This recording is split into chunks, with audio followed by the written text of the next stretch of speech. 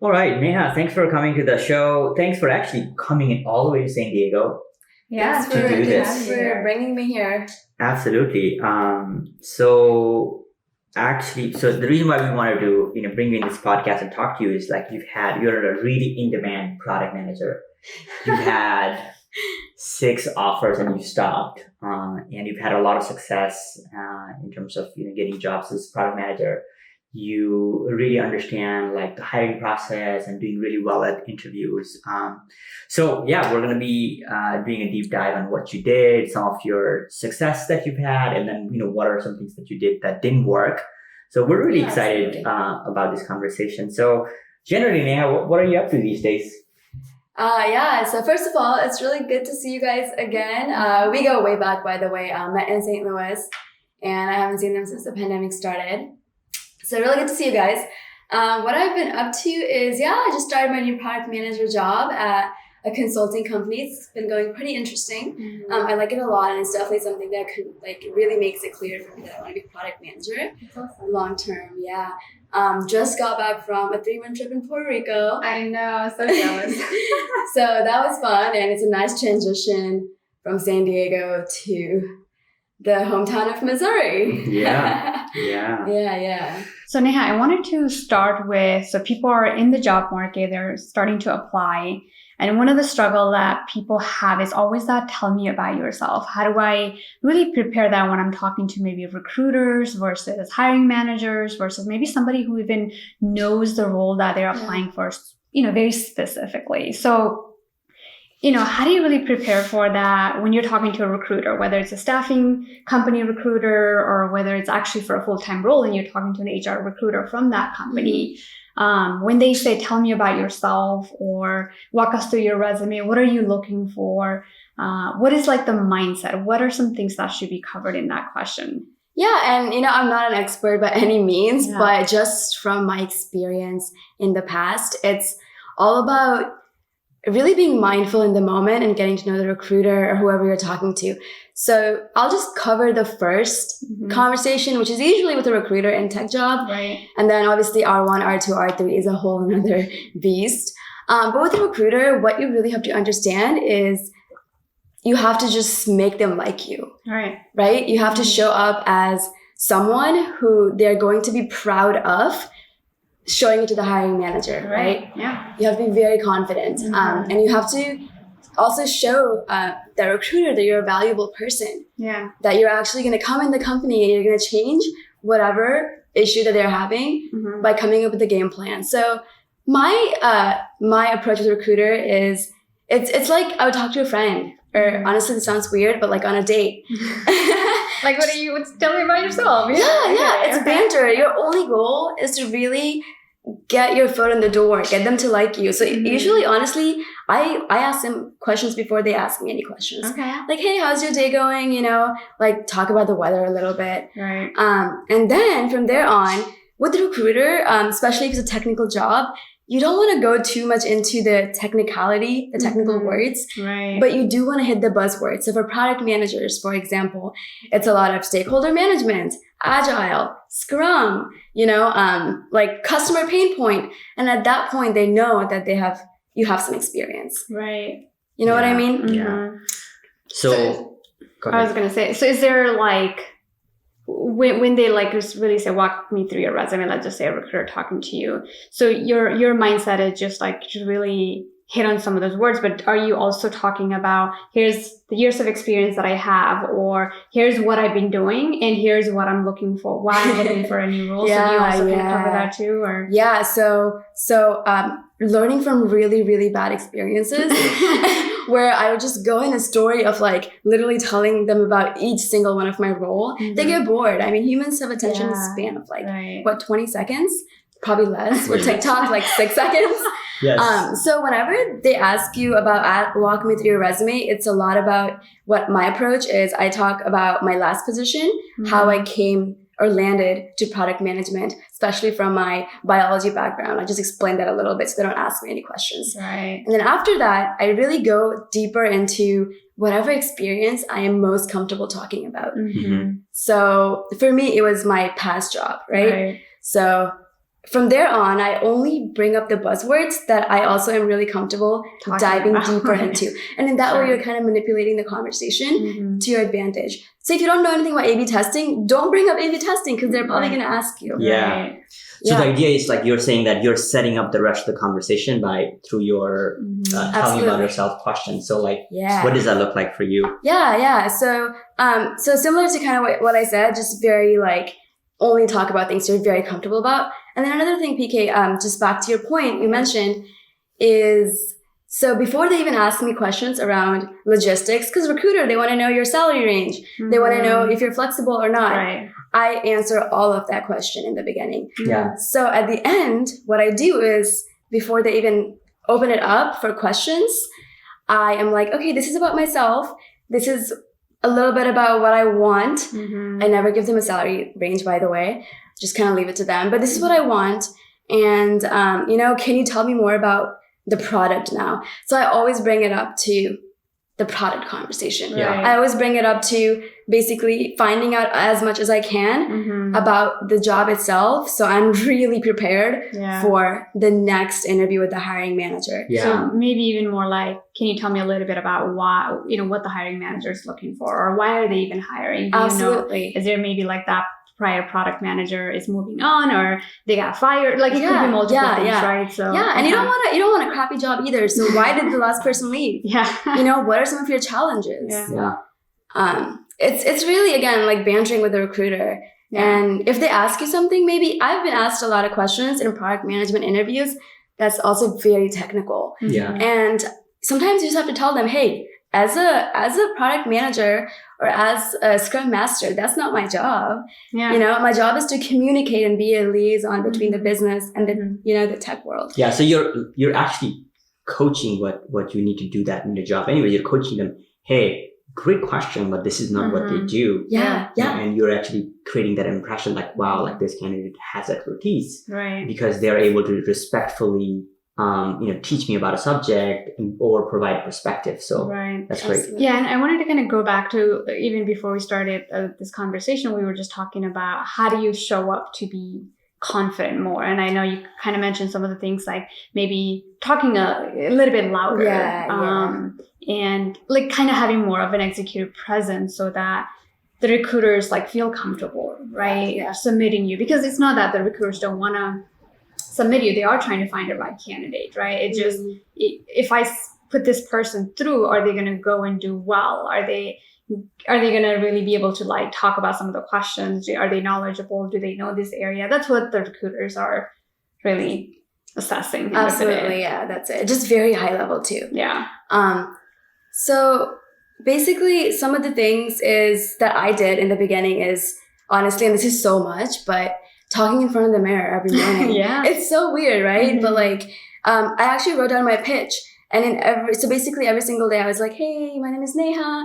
I manage stakeholders. I did this. That's awesome. And and I would practice in front of the mirror and record myself too. So important. And then when I listened to myself, I could exactly tell which area I was kind of like not confident in. And then I would go back and practice them more.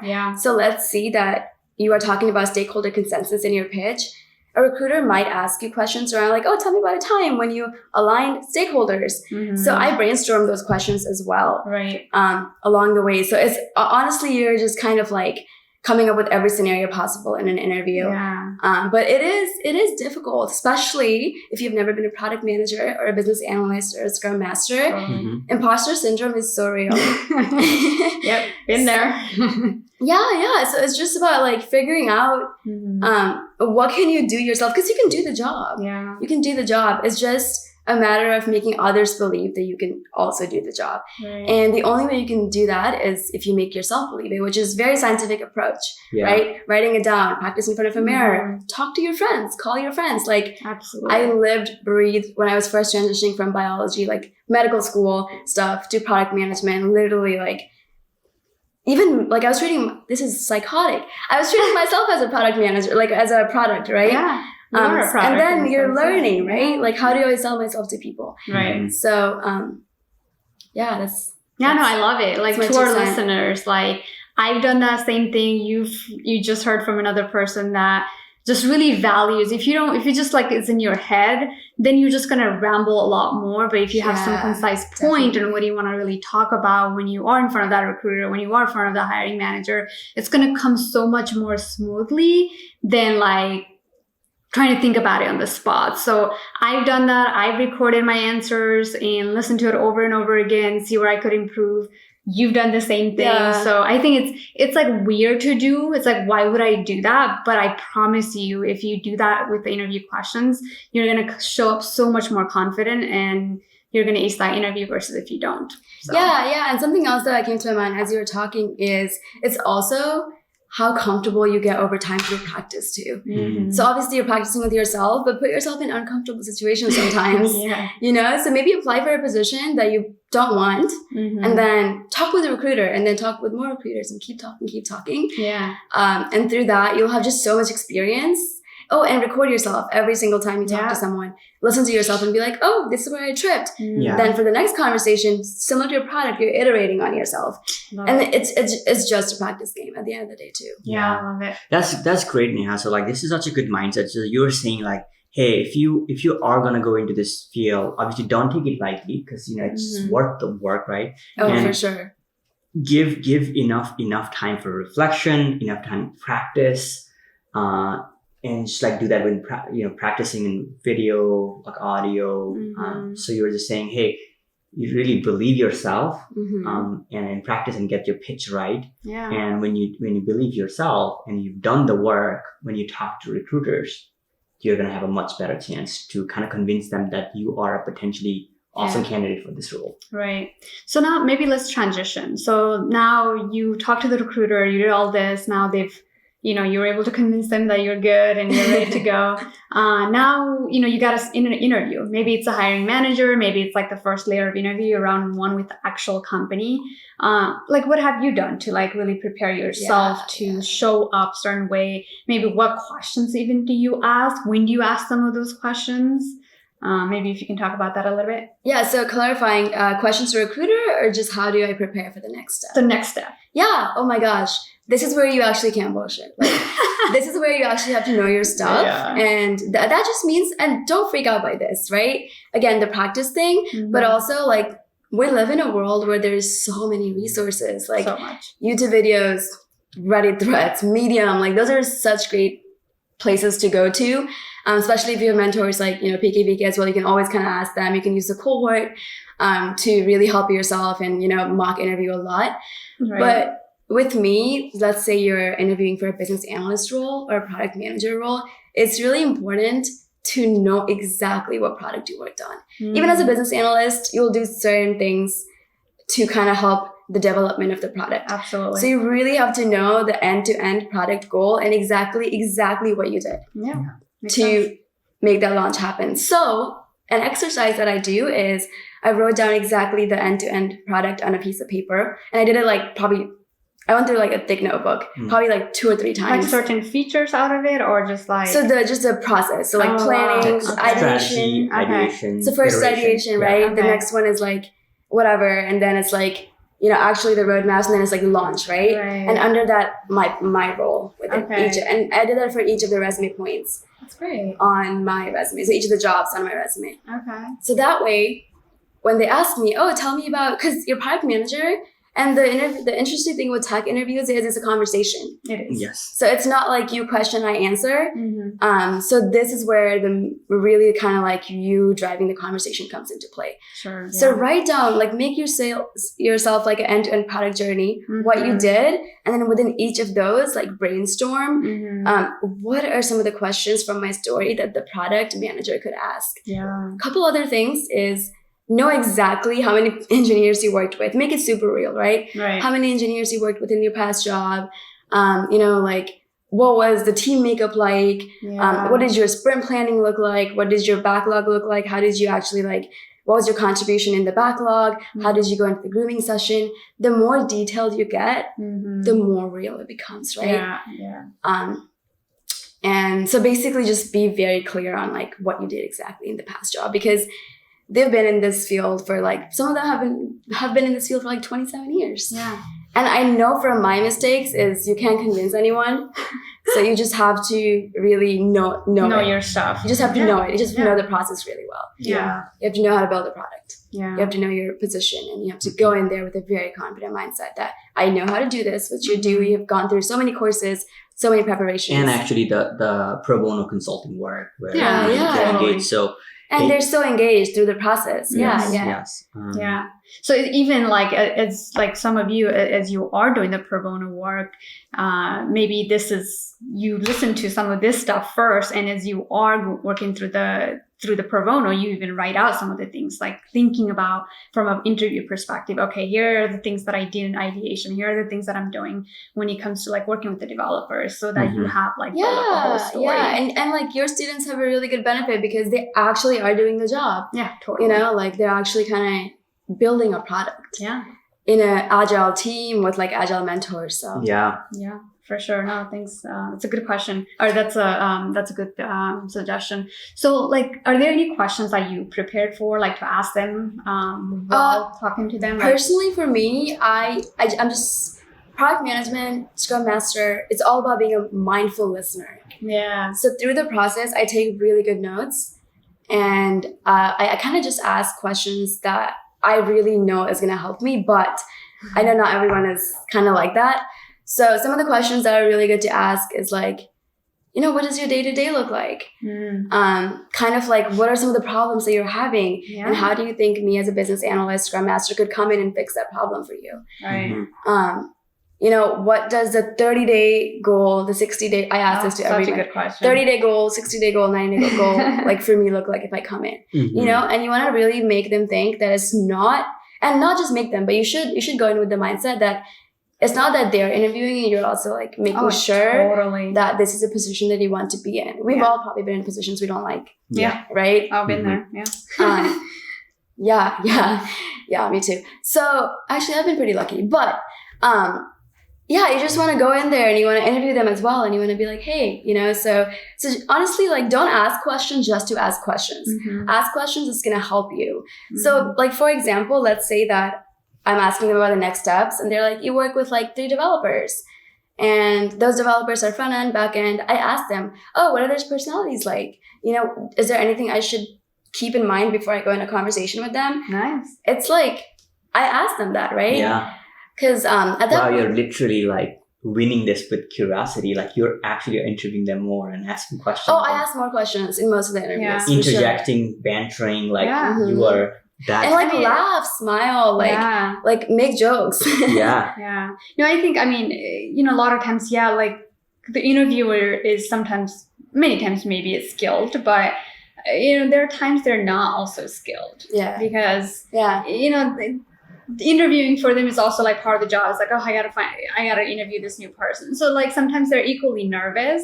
I think like I've run into that situation. For So sure. just really being curious and getting to know them and just smiling and making them also feel comfortable it's equally important, because then they're gonna like relax a little bit if they feel comfortable also with you. Like, because it's just another human being. Like you're human, they're human. You're 2 humans sitting down and having a conversation. And so I think a lot of times people are so scared of the whole interview process because they're not necessarily in that driver's seat. They automatically assume they can't be on a driver's seat, right? Yeah. I'm an interviewee. I can't be in a driver's seat. Yeah. But like the way you channel this, it's like you kind of flip the mindset and said, okay, I'm equally in a driver's seat. You're on a driver's seat, and it's just like us having a conversation. Yeah, and In that one, so like Neha, I know your work ethic, right? So like I know what you did. So like to be on the work driver's seat though, like Oh yes. you want to kind of put in the work. That's where you have the Yeah, confidence. tell us right? how many jobs you applied for. yeah, you guys, I dedicated about 2 months to applications. And I was lucky enough to get it in like the first month, only because like if I want something, I just kind of can't stop thinking about it. So I really was applying to about like at least like 30 to 50 jobs each Okay. day. Each day. And these are full time. These are not like LinkedIn totally easy full- applies, by the way. Yeah. And then I ended up getting about 19 to 20 interviews on top of my full-time job, by the way, Oh my gosh. every single day 19 interviews per week. per week. Yeah. Oh, yeah. It's like crazy. How did you even like So- manage so- all so that? you're I was going crazy. So the confidence you're getting is like you have options. You have 19. So you show up differently. I It's like do. if I f up this interview, sorry for the language, but if I don't do well in this interview, like I got the next one. Literally, though. Yeah, Literally. You've got Such a like shift in mindset, because we also have like, I've also seen people, they apply for this one job and they have this one interview lined up and like they stop applying and it's like, oh my God, this is my life. And so you show up so that very happened to me differently. Yeah, what Because- was that like when you did that approach? I would mess up every single interview because I would put so much of my experience. Again, I I know. keep going back to dating, but it's like, Yeah. it's like that, right? You're just going in with a different, like, you're more scared as opposed to abundant. You know what I mean? Yeah, that Like, it's- abundance mindset is so important. It's so in anything, dating, any Just life, anything, lifestyle, yeah. anything. And Yeah. definitely job stuff. Yeah. And honestly, like, and after a point, you're really at it. So I had my 6 offers. And at that point, I was in a good mindset to, with some of like your help, a lot of other people's help, to choose a job that paid okay, but not just that, but also like something that I was going to be happy in, that was going Right. to allow me to live the The lifestyle. culture. Yeah. And when you say, Yeah. hey, okay, this is like I nice mean, six this figures. is nice Yeah. 6 figures. She's saying, okay, look at her. Being too humble. I definitely, yeah. No, but so it just puts you as a, again, driver. Like it gives you in Mhm. charge of your own destiny, kind of. Right. So let's wrap up the round 1 interview with the hiring manager. Any other tips that you have to kind of really wrap up this round 1 interview with hiring manager? Yeah, just really know the scenarios. As I mentioned, go through all of the different questions they can ask you. Even though, you want to be a mindful listener, go in with some prepared questions as well. For sure. Another thing is go through their LinkedIn before you go in the interview.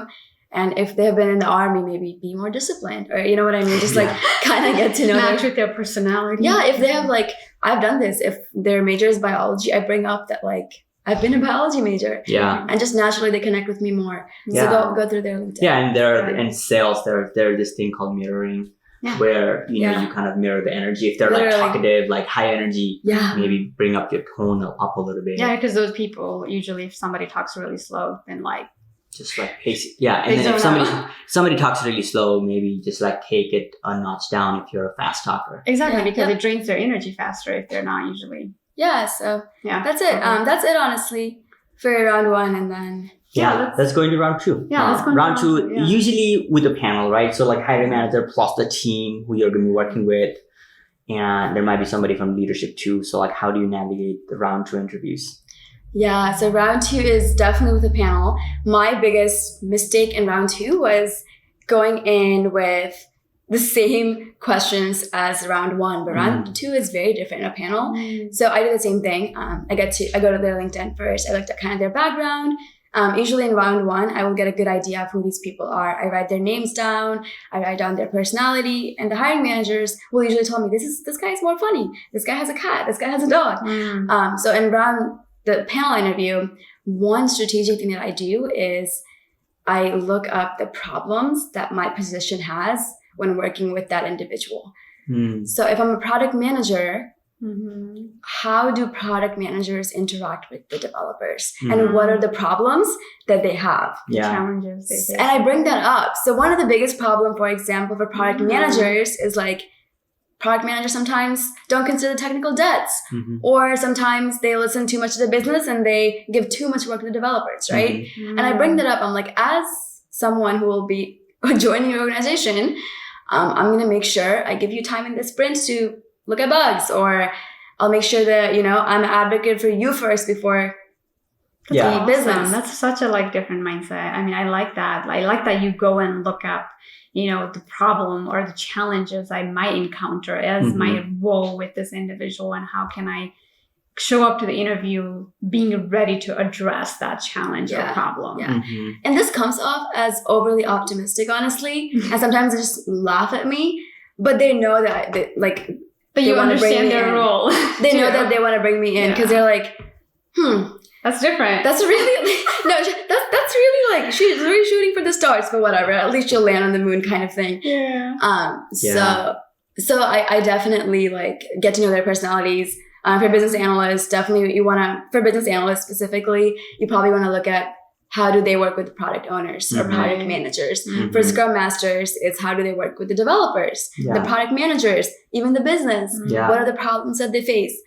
And then another thing that you really want to do in a panel interview is, again, and I keep saying this, is just talk to them like, you're talking to a group of friends. Obviously maintain your professionalism. Right. But it's okay to, like laugh Yeah. with them or look at Yeah, their make a background and be like, joke or oh, you whatever. paint. That's Yeah. cool. Yeah. And it's just like, again, like don't take like the human piece out of the interview Yeah. Right. process. Yeah. That's a great way to like. Yeah, that's a great way to show confidence that you're not scared to interact, and you have to come up with that. And you're probably nervous a little bit. It probably helps if you're making a little bit joke and like It does. going Yeah. with that attitude. Or just like they also want to know, like, especially like for a BA Scrum Master, when you're really part of the development team or the Scrum team, really, they want to probably know, like, if this person comes in, like, is it a good culture fit or like for the sure. team fit, right? Yeah. Like I remember being interviewed for a Scrum Master role, and they asked me like, I think like, who's my Star Wars favorite character, or do I like Star Wars or something else? And they were really trying to like test my like personality just by that one question, and it was a developer asking me that, right? That's awesome. And so like, they'll throw some of those questions in there just to test like what kind of person is this, like what do they vibe with, are they gonna come here and like be able to have conversations around these topics with us, because that's what they want. Did you say Guardians of the Galaxy? No, I did not. It was Star Wars versus something else that has to do something similar. Oh, okay. Lord of the Rings, maybe. Oh my Okay, God. Maybe anyways. that's what it was. So just kind of relating and for BA, product owner, product manager, It's the Scrum same Master, thing, really. Yeah. You are evaluated for your communication skills, right? Oh my like, God, so much of that. that's is just good that. to demonstrate some of that, Mhm. through. Yeah, and to give you an navigating example, conversation. I actually don't know anything about. Not that I don't, I actually do. But the technical details of like, how data flows from the back end to the front end, I know it well enough, but not like amazing enough to lead a product that's like data oriented. Right. And I was able to get through the interview just by telling the person. And at the end, they're like, we will hear back from you because it sounds like you're a hustler, you learn. Just prove to them that if you don't know something, Yeah. you'll you gotta learn it. figure it out. So that's another thing. They're going to probably ask you a lot of questions around like, how would you do this? And you say, don't be afraid to say, oh, I haven't done this in the past. Can you give me an example of how your company handles that? And then based on that, maybe I can try to pull something from my past. Yeah. Or from my past, there's a time when I don't know how to, do something, and I learned it, and this is how I learned it. Yeah, I think showing you're a go-getter and like you're growth-minded, it's so crucial right now because, technology is changing every day. Yeah. Processes, the way you do things, even like Agile, like it's still new to a lot of companies, right? So they're still learning, they're uncovering better ways, like how can we do it better? Yeah. And so if you show up with like that growth mindset and show that you can adapt, right? That adaptability, I think it's the biggest thing like in this 21st century. For So sure. if I don't know an interview question, I might like be honest and say, hey, I haven't come across that, but here's how I would handle it. Here's my mindset around that. Here's how I will solve the problem. Yeah. Because that's what they want to hear in the day. Yeah. And this is what I go by, right? So this is a question that, I think I read in the book and it just hit me. Like if you had an option to be strong or weak, which one would you be? Strong. Same thing in business. Like if you have an option to be strong versus weak, which one would you be? Obviously strong. So what you're saying is this is a mindset of like being strong. Yeah. And intentionally like showing up strong, right? And what you're doing is you're expressing that, you're showing courage because it takes courage to like show up. I don't know it. Yeah. It's a muscle. You gotta exercise every single day. Yeah. So you want to first of all show up or intend to show up stronger and then show courage. And the other thing that I try to do is like what you're trying to do is bring a little bit of joy in the interaction. Yeah. Because, people like that. People always love the option of having joyous conversation versus, plain conversation. So those are three great things that I took away from this conversation. And just kind of reminded when I interviewed, I made sure to, bring those three things too. Yeah. So maybe now let's just kind of talk about the last round. A lot of times, the round 3, maybe you're meeting with the vice president or maybe some of the other leadership. So maybe like, from all of your interviews, like what do you think they're looking for? This is especially important for product managers and Scrum Master because they are the one who are going to be meeting with the leadership for the most part. And in this one, hopefully you've asked really good questions throughout the process to the point where you know exactly why they need you and what problem you're trying to solve. Yeah. And in that case, trash all the technical knowledge, you know, trash all the skills, trash everything you know about like Agile, Scrum. Honestly. Because they don't care much. They don't. All they care about is how are you going to solve their problem. Yeah. Yes. So you have to really kind of keep it high level, keep it strategic, and you have to kind of show them your mindset behind how you're a go-getter. You're going to come in and you're going to solve, you're perfect. You're going to solve every single their problem. And you have a plan for it too. Yes. So yeah, that's. So do you come up with the plan? Let's just say, you know, you've gone through this 2 rounds of interview, you kind of know the problem. Now you're going to meet with like either the CIO or the VP.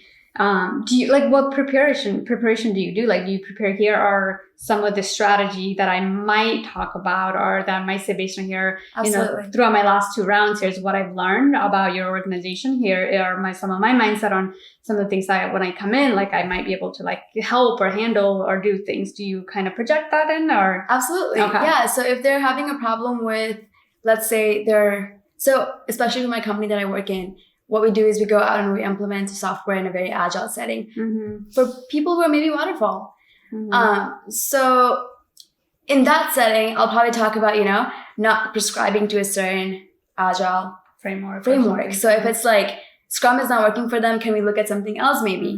And in that way, another thing I do in interview is if they're like, my team is Scrum, I say I have experience with Scrum, but I always say that sometimes it doesn't work for the team. So maybe I'll go and I'll try to find out what works best for that team. So the leadership, you want to say that the first thing that you're going to know or you're going to do when you get in is get to know the process, the people, and the product. Those 3 things are very important. And then until then, you're not going to make any decisions because like you don't know anything. You don't know anything. Yeah. So you can't solve the problem, like, you know. So just every time they ask me something, I'm always like, it depends. What is your process right now? Yeah. And then I go in a case study with them and I'm like, if this is a problem, then this is what I'll do. If this is a problem, then this is what I'll do. But here's the thing. I don't know your organization well enough just yet. Yeah, you bring such a good point, Neha. And those of you that are maybe feeling a little bit like that imposter, not a little bit, you're probably feeling a lot. I mean, this should give you such a relief that even after you get a job, you do have some time to learn all of this. I tell, you know, so many of the other Scrum Masters and business analysts I coach, like if they ask you a question or if they want you to lead or facilitate a certain ceremony, I always like say, like, run it the way that it always has been. Tell the team, why don't you guys just run it the way it's always been? Because I don't want to enforce anything. If there are certain things that are working, we continue to do that. If they're not, then like I want to see those. I want to absorb. I want some time to be able to absorb so that I can fill in the gap, right? Yeah. And so you have the chance to do that, whether you go as a business analyst, product owner, Scrum Master, you have some time when you go into the company to learn, again, people, process, the product, no matter what role. So that should give you a sense of relief. Like you're not going the very first day and you have to tackle everything. Because you do have and totally that's the biggest so. Mistake in interviews, I think, is when a question is asked, they go straight into answering it. And that's just not what a business analyst or a product manager or a Scrum Master does. Yeah. They first analyze what's existing and in the context of wherever they are to answer that. So I always say it depends, or I always ask a question. Yeah. So now, last question we're going to ask you is like, okay, bring it all together. Like, how do people get better at, you know, being stronger candidate to interview? How do you get better? Like, what are some things that you would say to wrap up? So first, I'll just say like daily activities, but it is a cycle. It's a muscle that you got to practice. So it is. I mean, you got to make yourself believe. Yeah. And I'm a biology major. I'm very scientific and like just habits, right? And you know that too. Like you have to practice something daily. Yeah. So first thing is, write down your pitch, write down your answers, brainstorm everything. Don't just think it in your head. It never goes anywhere really. The second thing is, it's like to-do list, you have to put it down.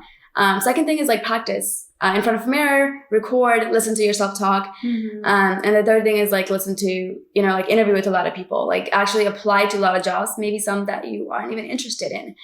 and then just send out applications and then practice as much as possible before you actually go into a job that you really want. Yeah. And maybe along the way, you'll get really good and you'll actually land at a company that you didn't anticipate for, like I did, and it turns out being amazing. So that happens too. And then more of like a scientific approach is, like, just don't be too hard on yourself either. I mean, don't be too soft on yourself. Like, push yourself for sure, challenge yourself. But also know that unless you do some of those technical things that I just mentioned, it's going to be like 2-year game. Like, it's going to be a long game because you're selling yourself to someone else. Yeah. Right. So it is really the attitude too that you like show up, or like that mindset. If you don't do well in an interview, what's your like rebound? Like how don't how be quick sad. do you Like, bounce yeah. back? Like actually, it sounds like, but don't like, Yeah. it's okay to be sad for a little bit, but be like, okay, you know what? Just one interview. There's 3,000 other companies, like 3 millions. How do I record myself, listen to this, face my weaknesses and build upon that? It's super scientific. It's so so important. Especially for people who haven't been. Yeah, do retrospectives. You guys have learned so much about retrospective. Do a retrospective on an interview and see what you can do better. Yeah. Don't go sad, slap yourself, just do more work. And I feel so insensitive saying that, but yeah. I mean, But it's the truth though. it just, I am hard on myself too, so I do go in those pitfalls. I know, yeah. Yeah, but it's just sometimes like, to be able to kind of pick that really ripe fruit, you have to, Yeah. Yeah, and then when you make an do effort. that, we've seen some folks, right? Some people barely get the job and then they're still scared because they didn't like actually get strong through the process.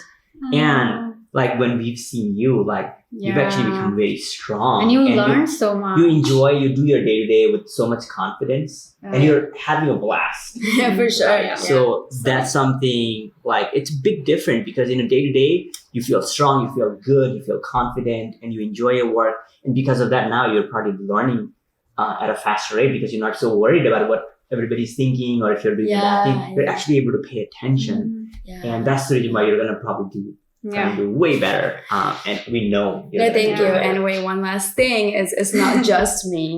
It's like just the people around me are awesome too. Like everyone I interact with just like empowers me so much. So it's definitely, a little bit of me, but also like a lot of other people. Yes. So thank you. Yes. Yeah, for sure. Yeah, so this was an amazing conversation. Thank you again, Neha. And Thank you. Yeah, we will. I can see a part 2 of this conversation. Yeah, and I want you guys to like listen to this few times because Neha threw so many good suggestions that if you apply and really train that muscle, like you're gonna do well in the interview. So we're wishing you all the best. So follow her on ASAP Neha and oh my Instagram. God. And she has a YouTube channel coming up. And LinkedIn. And LinkedIn. So. Yeah, links in the bio. All right. Yeah. Thanks. Please like and subscribe if you enjoyed this video. We'll be sure to come back with more exciting videos on Agile topics.